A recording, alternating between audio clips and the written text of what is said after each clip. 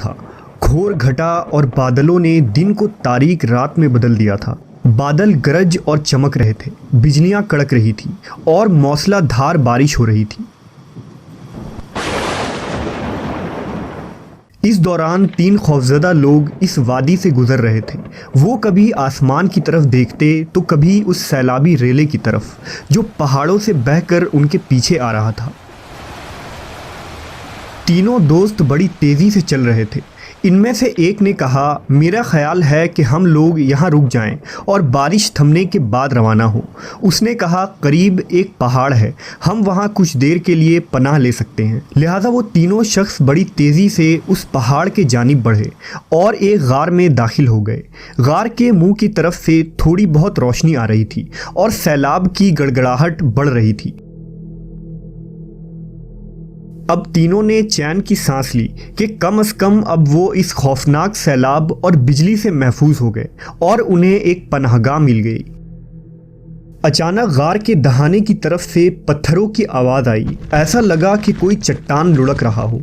एक बड़ा चट्टान गार के मुंह पर आकर रुका और गार का मुंह बंद हो गया। गार में गुप्त अंधेरा छा गया और तीनों लोग बुरी तरह घबरा गए।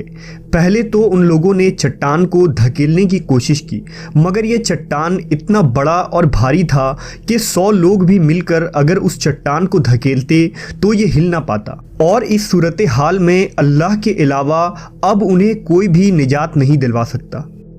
अब तीनों आपस में कहने लगे कि अल्लाह की कसम, तुम्हें इस मुसीबत से अब तो सिर्फ सच्चाई ही निजात दिला सकती है। बेहतर यह है कि अब हर शख्स अपने किसी ऐसे अमल को बयान करके दुआ करे जिसके बारे में उसे यकीन हो कि वो अमल उसने खालिस अल्लाह की रज़ामंदी के लिए किया था।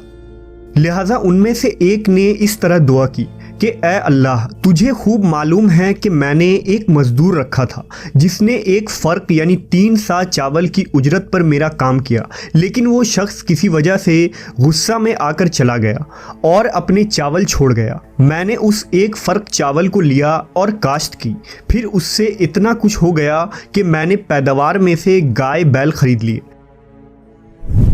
इसके बहुत दिन बाद वो शख्स मुझसे अपनी मजदूरी मांगने आया। मैंने कहा, ये गाय बैल खड़े हैं, उनको ले जा। उसने कहा, मेरा तो सिर्फ एक फ़र्क चावल तुम पर होना चाहिए था। मैंने कहा, ये सब गाय बैल ले जा, क्योंकि ये उसी एक फ़र्क की आमदनी है। आखिर वो गाय बैल लेकर चला गया। ए अल्लाह, अगर ये ईमानदारी मैंने सिर्फ तेरे डर से की थी तो गार का मुंह खोल दे। दूसरे ने इस तरह दुआ की कि ए अल्लाह, तुझे खूब मालूम है कि मेरे माँ बाप जब बूढ़े हो गए थे तो मैं उनकी खिदमत में रोज़ाना रात में अपनी बकरियों का दूध लाकर पिलाया करता था। एक दिन इत्तफाक से मैं देर से आया, वो सो चुके थे। इधर मेरी बीवी बच्चे भूख से बिलबिला रहे थे, लेकिन मेरी आदत थी कि जब तक अपने माँ बाप को दूध ना पिलाऊं बीवी बच्चों को नहीं देता था। मुझे ना उन्हें बेदार करना पसंद था और ना छोड़ना, क्योंकि यही उनकी ग़िज़ा थी। मैं वहीं खड़ा उनका इंतज़ार करता रहा यहाँ तक कि सुबह हो गई।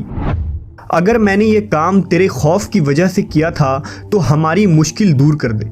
तीसरे ने इस तरह दुआ की कि ए अल्लाह, मेरी एक चचाजाद बहन थी जो मुझे सबसे ज़्यादा महबूब थी।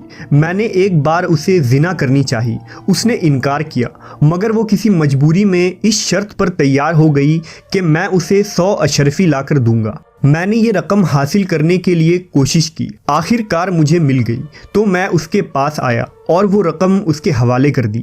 उसने मुझे अपने नफ्स पर कुदरत दे दी। जब मैं उसके करीब गया तो उसने कहा, अल्लाह से डर और मुहर को बगैर हक के न तोड़।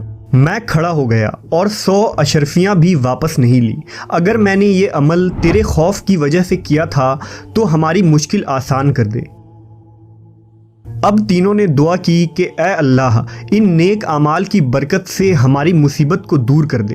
उन्होंने रोते हुए हाथ उठाए और कहा, अगर तू जानता है कि ये सब कुछ तुझे राज़ी करने के खातिर किया था तो इस चट्टान को गार के दहाने से हटा दे। अचानक अल्लाह की कुदरत से वो चट्टान गार के दहाने से खिसकने लगी और रास्ता बन गया।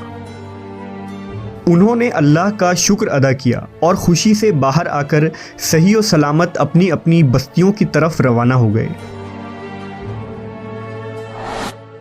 इस किस्से को हज़रत इब्न उमर ने नबी सल्लल्लाहु अलैहि वसल्लम